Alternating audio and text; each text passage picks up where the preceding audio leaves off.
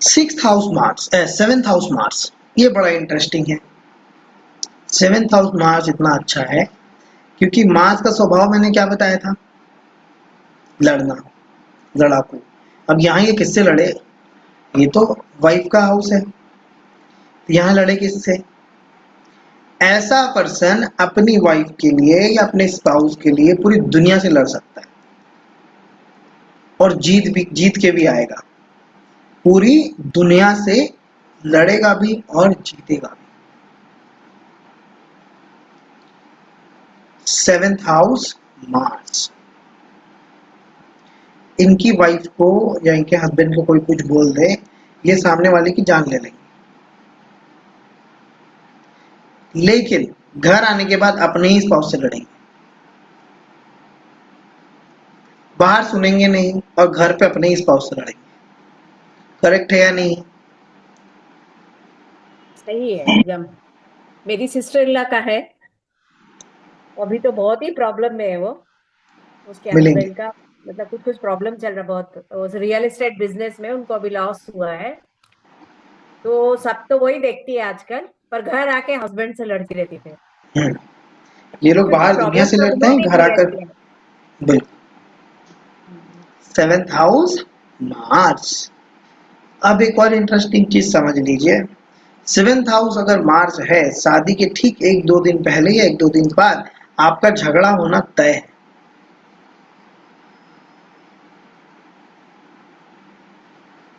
किसी से भी लड़ाई झगड़ा हो सकता है, लेकिन आपका झगड़ा होगा या शादी के दिन झगड़ा होगा।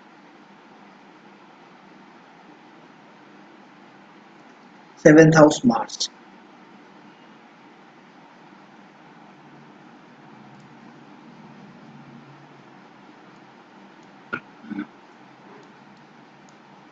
क्लियर है? मार्स कहाँ आया, शादी के घर में आया। शादी के घर में आएगा तो लड़ाई झगड़ा तो होना है, क्योंकि ये मार्स है, इसका स्वभाव है लड़ाई करना, लड़ाकू। क्लियर है सबको? देख रहे हैं कितना इजी है। किसी को अभी तक ऐसा लगा है कि बहुत टफ, इस कोई बात मैंने कोई कॉम्बिनेशन ऐसा कुछ टफ बता दिया हो? भृगुनंदी नाड़ी is the easiest form of astrology, और जो लोग पहली बार एस्ट्रोलॉजी करते हैं उनके लिए इससे बेहतर कुछ नहीं होता। आप अपनी लाइफ में कितना भी एस्ट्रोलॉजी पढ़े, कुछ भी पढ़े, आप हमेशा भृगुनंदी नाड़ी को लेकर के चलेंगे अपने साथ, क्योंकि ये फ्रैक्शन ऑफ सेकेंड्स में आपको रिजल्ट देता है। विद इन सेकेंड्स कितना टाइम लगता है, आपके पास कोई आता है और कहता है कि मुझे मेरे स्पाउस के बारे में जानना है, सेवेंथ हाउस मार्स, आप ऐसा आप तुरंत से प्रेडिक्शन कर सकते हैं। मार्स कहाँ है, वाइफ के लिए अगर हस्बैंड देखना है तो मार्स देखा जाता है, तो मार्स कहाँ है, यहाँ पर, ऐसे करके हम देख पाते हैं। तो हम कितना टाइम लगता है हमें किसी भी प्रेडिक्शन को करने में, मैक्सिमम कितना सेकेंड्स लगता है ये बताइए। अगर हमें कारक तत्व पता हो तो हमें मैक्सिमम कितना सेकेंड्स लगता है, कोई भी बताइए। इस तरह से अगर आप चार्ट देखते तो आपको कितना टाइम लगेगा? 1 मिनट में बता सकते हो तो एक 1 मिनट? मेरे ख्याल से तो 5-10 सेकंड सेकंड में में सामने बता आ सकते जाता हैं, है। देखते हाँ तुरंत जल्दी बता बता सकते सकते हैं। 5 से 10 सेकेंड मैक्स। ठीक है, तो ये हमारा इस तरह से काम करता है। अब आपके पास, मैं ये चीज ध्यान से सुनिएगा जो मैं आपको बता रहा हूं, जब भी कोई पर्सन आपके पास आए, देखिए मैं क्या करता हूं, मैं आपको वो बताता हूं। 8th हाउस मार्स, अब ये समझिए कि 8th हाउस मार्स कैसा हो सकता है। 8th हाउस किसका है? 8th हाउस मैंने बताया था सडन चीजें, सडन लॉस। अब यहां पर लड़ाकू प्लेनेट आ गया है, मार्स का स्वभाव क्या है, लड़ाई करना, तो ये अच्छा रिजल्ट जरूर देता है लाइफ टाइम। क्यों देता है? क्योंकि ये लड़ना जानता है, 8th हाउस से भी लड़ेगा।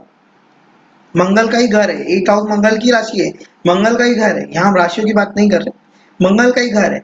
लेकिन ये 8th हाउस है, इसलिए 8th हाउस मार्स वाला पर्सन अपनी लाइफ में एक बार डेथ एक्सपीरियंस करेगा। अब वो कोई एक्सीडेंट हो, कोई बीमारी हो, मार्स से रिलेटेड चीजों से वो लाइफ में एक बार जरूर नियर डेथ एक्सपीरियंस करेगा। उसकी बॉडी हो सकती है मृत्यु तुल्य दर्द का एहसास करे। 8th house Mars. कहते हैं ना लोग कि एक बार लाइफ में वो मर मर कर बचे थे, मरते मरते बचे थे, ऐसा कुछ हुआ था। तो वो एक्सपीरियंस उस पर्सन की लाइफ में होगा अगर 8th हाउस मार्स है। क्लियर है जी? यस 8th हाउस मार्स में ऐसे रिजल्ट आपको मिलेंगे। अब आते हैं, ऐसा कुछ किसी के पास चार्ट है 8th हाउस मार्स का तो बता सकते हैं। है ना सर, 3 है मेरे पास, तीनों मैच हो रहा है। बिल्कुल हो रहा है। आप 30 क्या मेरा 300 ले आइए, सब मेरा में मैच। मेरा कितना है? 9th house Mars. 9th house Mars में आपको मिलेगा ऐसे लोग जो धर्म की रक्षा करते हैं। तो बॉडी गार्ड्स, जो सिक्योरिटी गार्ड्स, बॉडी गार्ड्स होते हैं, जो लोग धर्म स्थल पर खड़े रहते हैं, जो लोग प्रोटेक्शन कर रहे हैं धर्म की, धर्म के लिए लड़ने के लिए तैयार। 9th हाउस मार्स इज ऐसे लोग जो धर्म के लिए लड़ेंगे, धर्म के लिए एक्शन लेंगे, हमेशा आगे आएंगे धर्म के लिए लड़ने के लिए, प्रोटेक्ट करने के लिए अपने धर्म को, अपनी कम्युनिटी को। 9th house Mars. तो ये जितने भी बड़े बड़े मंदिरों पे प्रोटेक्शन होती है, आर्मी की, पुलिस की, ऐसी सारी जगह पर ये 9th हाउस मार्स वाले लोग जो अपने धर्म के लिए लड़ते हैं, धर्म की रक्षा करते हैं। 9th हाउस मार्स वाला पर्सन लॉन्ग ट्रैवल करता है और पहाड़ी ट्रैवल करता है, पहाड़ों पे ट्रैवल करना बहुत पसंद होता है। ऐसे पर्सन को पहाड़ों पे ट्रैवल करना बहुत पसंद होता है। आगे अभी हम आगे और कंजंक्शन सीखेंगे, उसके बाद हम लोग प्लैनेट किसके साथ जुड़ा हुआ है, हाँ, वो कैसे ये रिजल्ट बात दे रहा है, ये सारी चीजें हम आगे चल के सीखेंगे। ठीक। ठीक है, इससे हमें और आइडिया क्लियर होगा। लेकिन 9th हाउस अगर मार्स है तो ये स्वभाव आपको मिलेगा ही। धर्म की बात अगर कोई गलत करता है आपके सामने, आपको बर्दाश्त नहीं होगा, आपके अंदर वो पीड़ा जरूर होगी, आपको जी, हैंडल नहीं कर वो पाओगे। है, वो बिल्कुल है। जी हिरेन। तो ये मेरा 9th हाउस मार्स है और साथ में कोई प्लैनेट नहीं है। अभी तो साथ में प्लैनेट वाली चीज आगे से भी देखेंगे हम लोग, सिर्फ उस घर से नहीं होता, आगे से भी हमें समझ में आता है, वो आगे हम समझेंगे धीरे धीरे। ठीक है, तो सर कंफर्मिंग वो धर्म वाला जो आपने बताया, डेफिनेटली जी बुरा तो लगता ही है, और मैं तो अपोज भी कर देता अगर कहीं कुछ गलत मतलब यूज होता है वो तो है। सेकंड, यात्रा दूर की डेफिनेटली होती है, मतलब जॉब में ट्रैवलिंग तो रहता ही है, तो हर महीने कोई ना कोई नई सिटी वगैरह बदलती है, मतलब वो होता है। एंड थर्ड थिंग, खाली वो माउंटेन्स के बदले मुझे बीचेस ज़्यादा पसंद है, मतलब वो बोलते हैं ना, ये माउंटेन पर्सन, मेरा ज़्यादा बीच पर्सन, तो more of a beach person and not a mountain person. तो बाकी तो सब तो सर मैच हो रहा है। ठीक है, कंजंक्शंस में हम समझेंगे। मैं खुद 9th हाउस मार्स वाला पर्सन हूँ और मैंने लाइफ में 99% सिर्फ माउंटेन्स पे ही ट्रैवल किया है, कोई माउंटेन मैंने छोड़ा नहीं। और बचपन से क्या है, मुझे एस्ट्रोलॉजी जानने से पहले से भी किया है।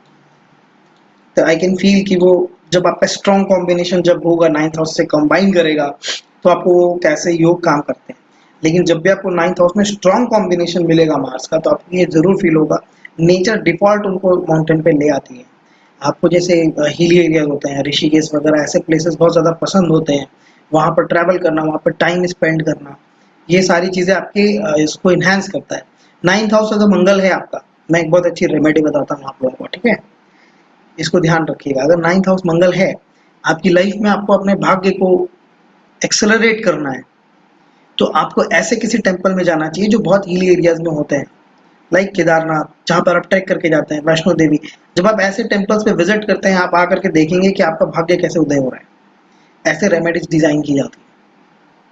ये बात जरूर है कि मेरी इच्छा बहुत करती है हमेशा से, शायद बचपन से इच्छा जरूर है कि मैं किसी ऐसे पर्वतीय क्षेत्र में जाऊं। जैसे आपने ऋषिकेश की बात जी, की ना, तो तुरंत मन में आ गया कि मैं सच कह रहा हूँ, मेरी कई बार मन में बहुत ये इच्छा है कि मैं जाऊं ऐसी सारी जगह। बातें खुलेंगी। मैं तो कह रहा हूँ जितना मैं बात करूंगा आप सारी बातें खुद बोलेंगे। नहीं, सही है, ये बिल्कुल ठीक बात है। ये बात कि है ना, ये मेरी इच्छा करती है, मैं जा नहीं पाया कभी, लेकिन ये बात जी, अवश्य की जाने की। जाना चाहिए ऐसे और ना, मैं ऐसे लोगों को जाना चाहिए। दूसरी बात मैं कह रहा था, अभिषेक जी, राजस्थान आइए, जयपुर में भी बहुत सारे पहाड़ है, वहाँ पर मंदिर है, बिल्कुल मैं आपको बिल्कुल, मैं लेके घूमा हुआ चलूंगा। हूँ, मैंने अच्छा। कोई सिटी छोड़ा नहीं है। अच्छा, ठीक है। अब की बार आए तो बताइएगा, मैं अपन बिल्कुल मिलेंगे। मेरे पास 2 चार्ट है, एक तो जी। कॉलेज में है, एक अच्छा है, 50 एज है उनका। ये हमेशा ही बोलते रहते हैं मैं जब भी जाऊंगा वैष्णो माता जाऊंगा, लेकिन अभी तक दोनों गए नहीं है। हाँ, लेकिन उनकी इच्छा है ना, प्रबल इच्छा, वो जाएंगे, जरूर जाएंगे और जाना भी चाहिए।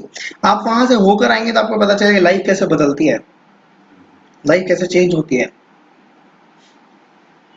9th हाउस बहुत पावरफुल हाउस है। 9th हाउस हमारे भाग्य का हाउस होता है। आपके चार्ट में अगर सबसे ज्यादा कोई पावरफुल हाउस है तो वो 9th हाउस।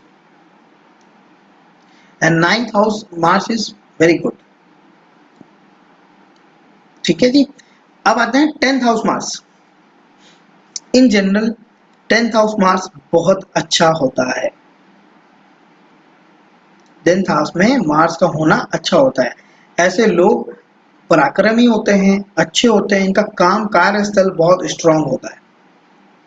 लेकिन बात वही है कि आपको सिर्फ 10th हाउस मार्स से ये कंक्लूड नहीं किया जा सकता कि आपका कार्यस्थल बहुत ज़्यादा स्ट्रांग हो जाएगा या फिर आप बहुत ज़्यादा प्रोफेशनली आगे जाएंगे। ये हम कह सकते हैं कि मार्स इज गुड।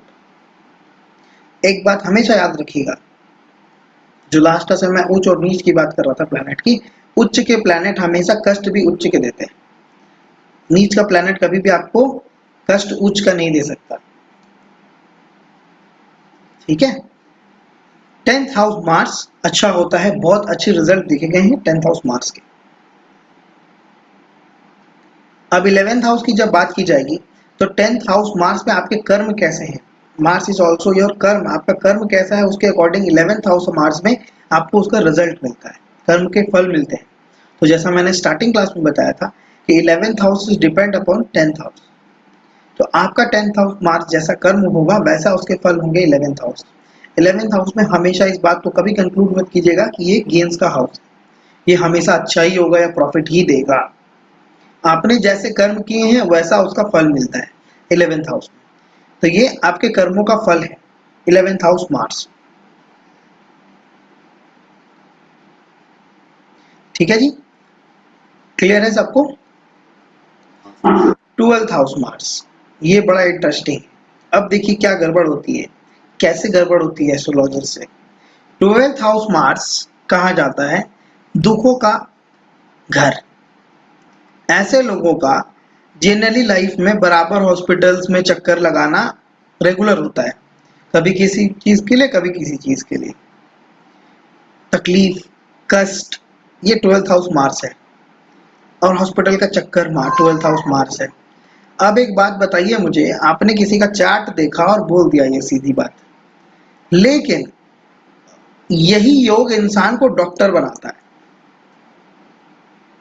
अब एक डॉक्टर है जो डेली हॉस्पिटल जाता है, तो उसने तो मार्स को यूटिलाइज कर लिया ना,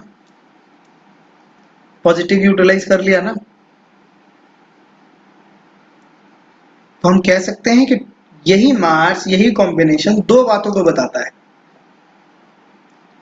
इसलिए मैं हमेशा कहता हूं कि क्वेश्चन पे आपका फोकस होना चाहिए।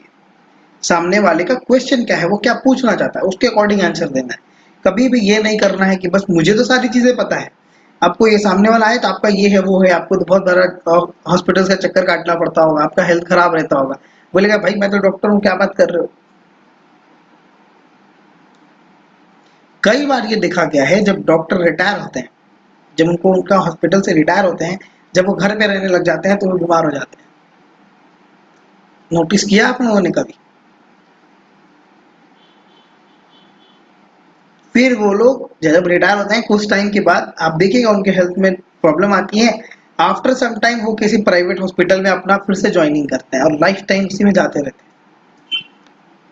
हैं। डॉक्टर नेवर रिटायर्स, ये रीजन है। रिटायर होगा तो खुद परेशान हो जाएगा। 12th house Mars. मेरे पास में एक चार्ट है 12th हाउस मार्स का। जी। और यद्यपि आपने पढ़ाया नहीं है, लेकिन पिछले मैंने, क्योंकि उसका युवा इस व्यक्ति का मेरा अच्छा मित्र होता है व्यक्ति, इसके पिता की कोरोना के समय डेथ हो गई और इसकी मम्मी अभी कुछ समय पहले एक्सपायर हुई। और मैं देख रहा था कि इसकी मार्स की ही अभी महादशा चल रही है 19 से लेकर के, और अभी 27 मार्च 2026 को ख़त्म हो रही है। and this period was very very challenging for him because he lost both his parents, and top of it he lost his job also, and currently is jobless. तो नुकसान का है, जी भारी नुकसान। जी मंगल को यूटिलाइज करे तो बच सकता है। देखिए ये रेमेडी बन सकती है। अगर आपने मंगल को यूटिलाइज किया तो मंगल आपको परेशान करना कम कर देता है। कैसे यूटिलाइज करें? जिम कीजिए, वॉक कीजिए, अपने पसीना निकालना है आपको बॉडी से। पसीना निकालना है। मंगल की एक मास्टर रेमेडी मैं आपको बता देता हूँ। देखिए हमारा ना क्लासेस के बीच में रेमेडी चलता है। जो लोग स्मार्ट होते हैं वो ग्रैब कर लेते हैं कि बात क्या हो रही है, कैसे उस चीज को काम करना है, किस तरह से काम करना है। हर हाउस की रेमेडी उसी में लिखी है। आपको उससे उस प्लैनेट को यूटिलाइज करना है, आप उसको बाईपास नहीं कर सकते। मैंने क्या बताया, प्लैनेट छुट्टी पे नहीं जाता, आप उससे गले मिलकर ही जाओगे। गले मिलना है, गले मिलो, उससे उसका पैसे दो और आगे बढ़ो। आप फंस गए चौराहे पर बिना हेलमेट के, अब आप यहाँ सोचोगे कि करूं क्या, भाग सकते नहीं है। अब देखिए मैं आपको एक मंगल की रेमेडी बताता हूँ। इस रेमेडी को करके देखिए जिनको मंगल से प्रॉब्लम आती है। ये अल्टीमेट रेमेडी है, एक ऐसी रेमेडी जो ब्रह्मास्त्र कही जा सकती है मंगल के लिए। इसको करने आना चाहिए, सही तरीके से करना आना चाहिए, और आप देखेंगे इसका रिजल्ट कितना अच्छा होता है। किसी का मंगल बहुत बुरा है, बहुत परेशान कर रहा है, तो इसकी रेमेडी आप कर सकते हैं। इसको करके देखिए। जहाँ पर प्रोफेशनल लाइफ में इश्यूज आ रहे हैं, जहाँ पर स्टेबिलिटी की इश्यूज आ रही है, जहाँ पर क्लाइंट्स नहीं आ रहे, जहाँ पर मंगल परेशान कर रहा है, आपको क्लियरली समझ आ गया है, वहाँ पर आप क्या कर सकते हैं। आप बजरंग बली को चोला चढ़ा सकते हैं, हनुमान जी को चोला चढ़ा सकते हैं। चोला चढ़ाया कैसे जाता है ये समझिए, लेकिन आपको ये इसी विधि से करना होता है। इसके रिजल्ट के पोर्टफोलियो हमारे पास बहुत सारे हैं, बहुत मैसिव रिजल्ट है इसका, लेकिन ये इसी तरह से करना चाहिए। सुबह के पहर में जाकर के आपको चूल्हा चढ़ाना होता है। बहुत सारे ऐसे केसेस मिलेंगे आपको जहां लोग बोलेंगे कि हम, आप तो कह रहे हो पसीना निकाल, लेकिन हमारा बॉडी का कंडीशन नहीं है कि हम ये कर पाए।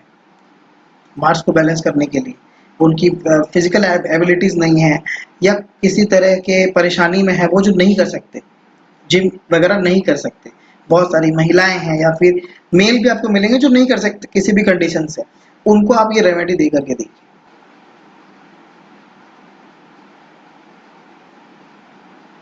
समझ रहे हैं, ये इस तरह से काम करता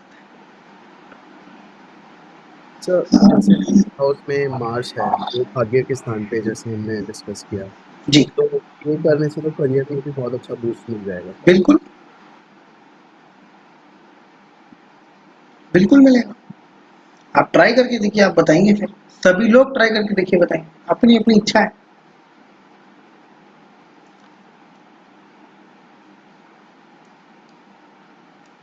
इसके रिजल्ट तो आप बताएंगे ही मुझे, मुझे पता है। सभी लोग लास्ट क्लास तक बता ही देते हैं। ठीक है जी, तो ये हो गया हमारा मार्स का चैप्टर। मार्स समझ आ गया सबको, आगे हम और डिटेल में समझने वाले। ये बस हम आपको एक कारक तत्वों के बारे आगे बढ़ रहे हैं धीरे धीरे। हाँ,